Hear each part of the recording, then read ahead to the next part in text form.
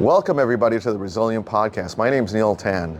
Today we've got a great guest coming straight from Finland who's visiting here for the Asian Financial Forum, and it is Pertti from Qatalis.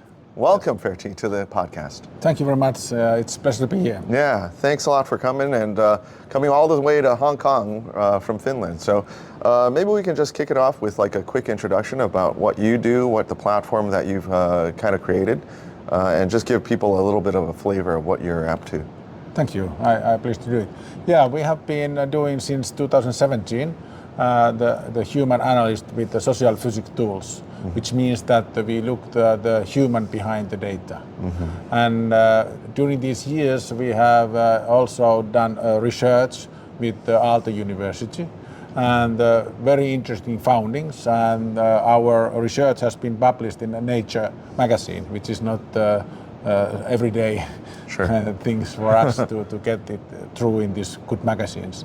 And other improvement was that in industrial cooperation with Lockheed Martin in Finland, when we bought these 35 fighters, they analyzed this research and they will continue with 10 million funding for the university, and they continue this research, which shows very well that we have found something which is not very common today, because most of the companies are looking to technical solutions, and we still have a 95% challenge with the human mistakes, and we don't have a real good tools to look these threats also, and that's where we have a good solution. Right. Looking behind the humans behind the data.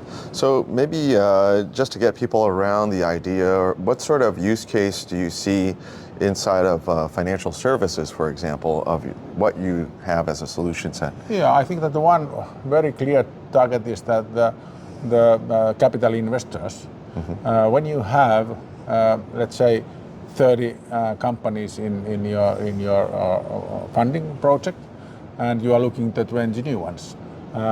You normally know very well the paperwork, and you have analyzed all the numbers and how the business is done and what are the plans, but you don't have a vision about the 360 picture what's going on in the digital world.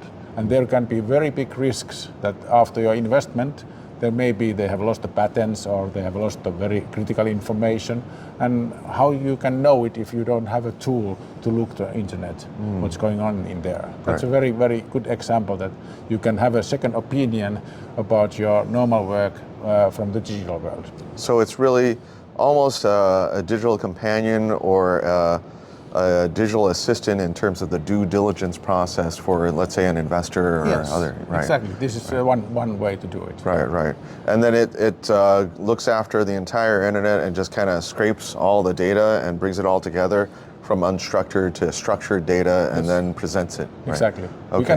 We can look to dark and deep web, what has been lost, and then we can compare this data about the company processes and look at where are the challenges, who are the challenges, and what we need to change in organization. And also it gives you early prevention what are going on. And then secondly, I think that it also can look in the future.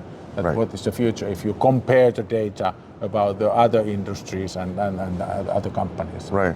Is there, so you mentioned a little bit about Lockheed Martin. Is there other use cases that you can, examples or things like that you can talk our audience through? Good examples I can give. That good example is that the example that we had one customer who, human resources department, we're looking that they had a lot of problems, but they didn't know where they come. Yes. And then we look at the data and then we find out that the 50% of the lost data was the employers who was not working anymore in the company.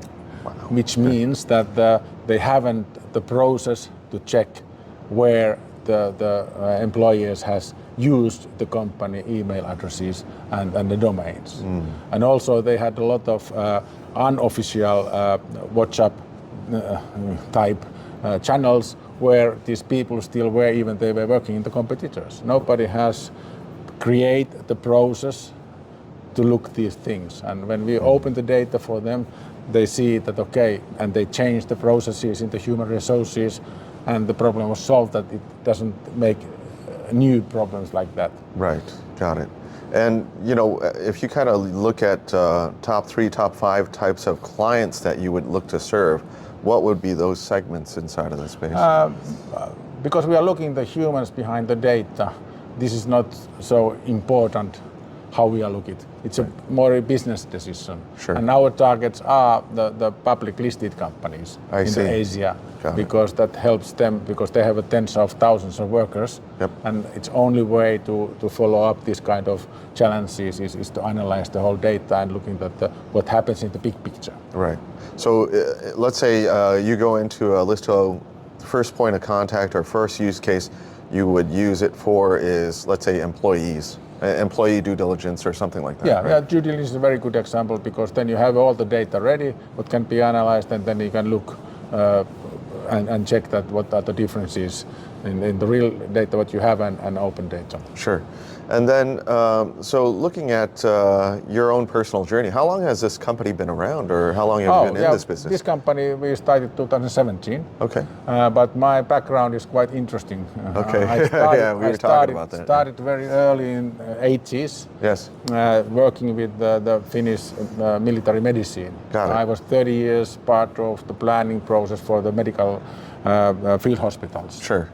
And these are very complex systems that you have a triage, you have nurses, doctors, soldiers, trainings, and the different zones of the war where the hospitals are. And all these had to be planned very well. Right. And I was doing this in 30 years together with the Finnish military. Right. And I learned a lot. And after that, I was digitalizing the EEG, EMG, and sleep labs and the brain labs. So maybe you can explain what EEG is a brain waves. Okay. And you can see all the brain diseases. And the sleep lab is the how we are sleeping. Sleep patterns. Yeah, sleep patterns and everything. Right. And that was early stage. It was made in the old-fashioned writing machines, and we were part of the digitalization. I was that time owner in Icelandic company.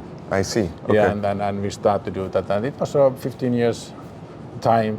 15 years of doing this, yes, digitalizing people's brain cells or brain waves. Yes, right? yes. Right. And we also developed one of the first digital video system, because why we know that was that we were taking the 3 pictures, black and white,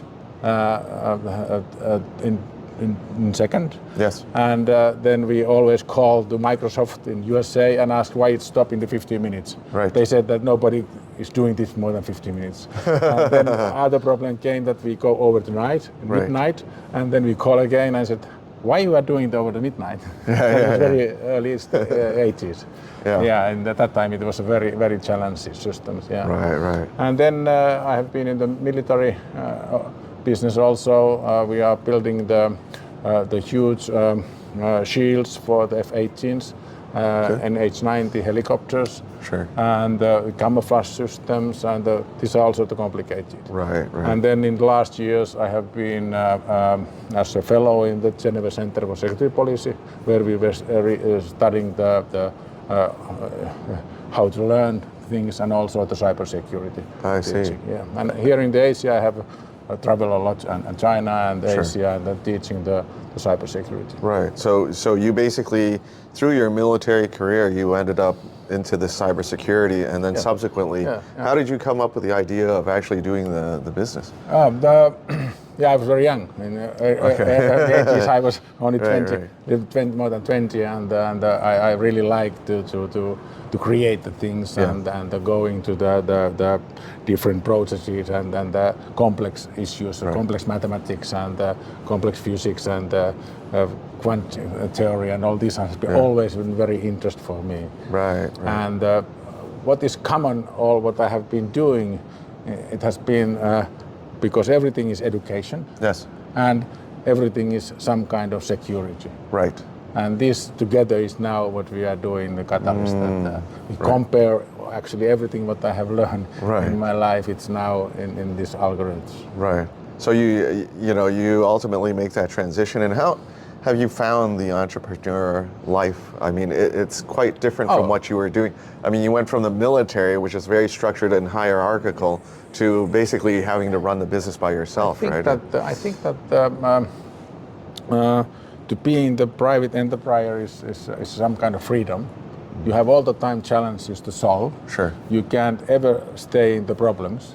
You only can look the solutions. Right. And that's also good in the customer work, that the customer, of course, like more challenges and solving the problems than the problem itself. Sure. And that's maybe, and I think that the main issue is that when you go in your knees, you have to always stand up.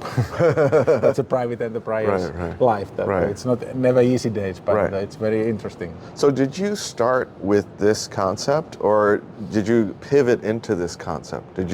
Was that your original business model, or you ended up making some changes? In 2016 in Geneva, we were thinking that there should be some kind of solutions in the strategic cyber challenges, because the digitalization was increasing, problems were increasing, and there was no strategic tools in the cybersecurity in that time, and we started doing it manually. That we hired